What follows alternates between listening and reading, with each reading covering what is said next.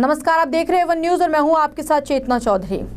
हमारे देश में बहुत से ऐसे युवा हैं जो विदेश में जाकर पढ़ाई करते हैं और वहीं पर सेटल भी हो जाते हैं। उनको अपने देश के बारे में कोई ख्याल नहीं आता।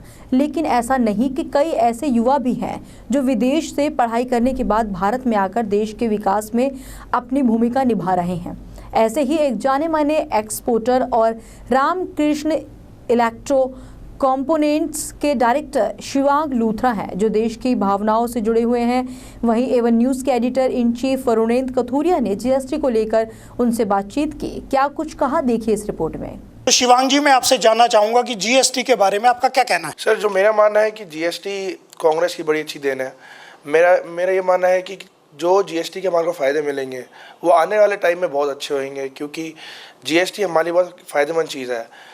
अगर हम छोटी छोटी जगह टैक्स दें, जैसे सेस है, स्वच्छ भारत है, उससे अच्छा एक कलेक्टिव टैक्स दे जो हमारे लिए बहुत फ़ायदेमंद चीज़ रहेगी और वो एक देश को बड़ी प्रगतिशील देश बनाएगा।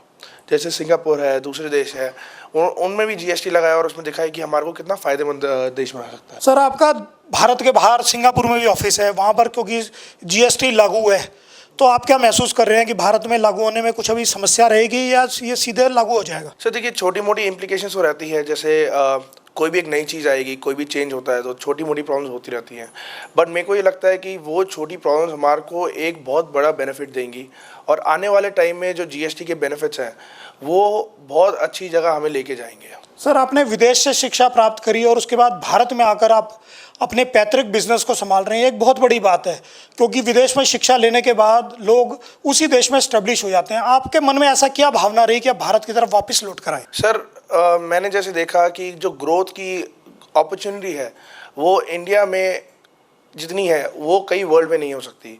मेरे को ये लगा कि क्या नाम है, अगर मैं इंडिया में आके अपना बिज़नेस संभालूं और जो मेरा प्लान है कि अगले 3 साल में हमारा जो बिज़नेस है वो डबल हो सकता है, उससे अच्छी अपॉर्चुनिटी मुझे वर्ल्ड में कहीं भी नहीं मिल सकती थी। अगर मैं चाहता तो मैं यूएस में बिज़नेस कर सकता था, लेकिन जो ग्रोथ, जो अपॉर्चुनिटीज़ और जो फ़ायदा मुझे इंडिया में मिल सकता है वो कहीं नहीं मिल सकता। भारत की अर्थव्यवस्था जिस प्रकार तेजी से विकासशील से विकसित की तरफ जा रही है, इसमें आप क्या महसूस करते हैं कि भारत के उद्योगपति लोगों के लिए या उद्यमियों के लिए क्या ऐसी चीज़ है जिससे वो बिज़नेस को और तेज़ी से आगे बढ़ा सकें? मेरा ये मानना है, मैं तो अभी दावे के कह सकता हूँ कि इंडिया में जो ग्रोथ हो सकता है वो अभी कहीं पे भी वर्ल्ड में नहीं हो सकता, क्योंकि जो रिसोर्सेज हमारे पास है, जो टैक्स कम हो रहे हैं और जो बेनिफिट्स गवर्नमेंट अभी हमें दे रही है आने वाले टाइम में, हमें लगता है कि जो ग्रोथ अभी हमें मिलेगी वो किसी और कंट्री में मेरे को सेम बिजनेस करते हुए नहीं मिल सकती। ये जो स्वच्छ भारत के नाम पर मोदी जी ने अभियान चला रखा है, आप क्या महसूस करते हैं कि भारत, क्योंकि आप विदेशों में भी शिक्षा ली है, आपने वहाँ के देशों को भी देखा है, आपके विदेशों में कार्यालय भी हैं, क्या सही में भारत में अगर स्वच्छ भारत अभियान पूरे तौर पे लागू हो तो भारत में बिजनेस बढ़ेगा? सर, स्वच्छ भारत अभियान लॉन्च करने से मुझे नहीं लगता, जो एक पेट्रियाटिकल चीज़ होनी चाहिए वो हमारे अंदर आनी चाहिए। अगर प्रधानमंत्री जी ने एक चीज़ लॉन्च भी कर दी है, स्वच्छ भारत अभियान, मुझे लगता है कि अगर जब तक हर दूसरा बंदा खुद नहीं सोचेगा कि मुझे स्वच्छता फैलानी चाहिए और मुझे खुद अपने आप स्वच्छ रहना चाहिए, तो आप जितने मर्जी कैंपेन लाइए कभी तक वो सक्सेसफुल नहीं हो पाएंगे। अगर हमें सही में इस अभियान को सक्सेसफुल बनाना है तो हम सबको एक साथ बैठ के इस टॉपिक का सीरियस होना पड़ेगा और तभी हम देख सकते हैं कि चेंज आएगा। अभी नहीं आएगा, लेकिन थोड़ा टाइम लगेगा, लेकिन चेंज जरूर आएगा। भारत में जिस प्रकार माना जाता है कि भ्रष्टाचार बहुत अधिक है, तो व्यवसाय करने के लिए भ्रष्टाचार से निपटना बड़ी एक चुनौती रहती है। आपको क्या लगता है कि अब तक ये चुनौती थी? सर, भ्रष्टाचार जरूर एक चुनौती थी। मैं मानता हूँ हम सब ने कहीं ना कहीं इसको इग्नोर किया है, लेकिन आप इस चीज़ को इग्नोर नहीं कर सकते कि भ्रष्टाचार है, बट हमें एक तरीका हमें अपनाना पड़ेगा कि हम भ्रष्टाचार को कैसे कम करें, और अगर हम सब साथ मिलके इसके अगेंस्ट कुछ करेंगे तो ज़रूर आने वाले टाइम में हम भ्रष्टाचार को कम कर सकते हैं। और जो चीज़ आजकल कही जा रही है कि नए उद्योगपति या उद्यमी जो हैं, ये एक धंधा बनाने के लिए या अपना व्यवसाय खड़ा करने के लिए स्टार्टअप योजना एक लागू की गई है। आप क्या महसूस करते हैं कि पढ़े लिखे नौजवानों को रोज़गार करने में, मतलब नौकरी ढूंढें या उद्यम खड़ा करें, अपना व्यवसाय खड़ा करें ताकि और लोगों को रोज़गार दे सकें? हर चीज़ के फ़ायदे और नुकसान है। जहाँ पे एक नई योजना आएगी वहाँ पे नए चोरी करने के तरीके भी आएंगे। मेरा ये मानना है कि कभी किसी को अपने सपनों के पीछे भागना रुकना नहीं चाहिए। अगर किसी में सही में अच्छा आइडिया है किसी के पास, तो ज़रूर वो अपना स्टार्टअप शुरू करें। बट अगर आपको कोई नौकरी देखनी है और किसी स्टार्टअप में नौकरी देखनी है, तो आप पहले ज़रूर कंपनी के ओनर्स के बारे में, कंपनी के बारे में सोच समझ के पढ़ लीजिए और आप देखिए कि आपके लिए वो कंपनी सही फिट है कि नहीं है। क्योंकि आखिरी में आपने ही काम करना है और आप पैसे के लिए काम कर रहे हैं। तो आप देखिए कि अगर आपके लिए वो कंपनी सही है, अगर सही है तो आप ज़रूर काम करिए।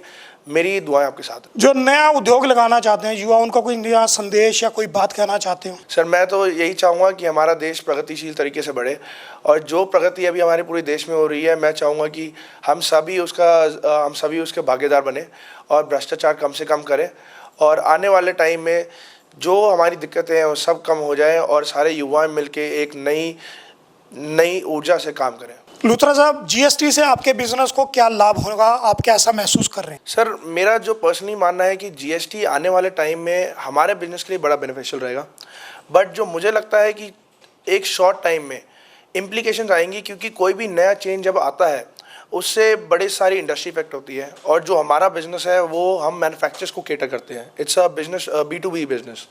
तो उसमें क्या होएगा कि अगर मैन्युफैक्चरर्स इफेक्ट होंगे तो कहीं ना कहीं सर हम भी इफेक्ट होंगे।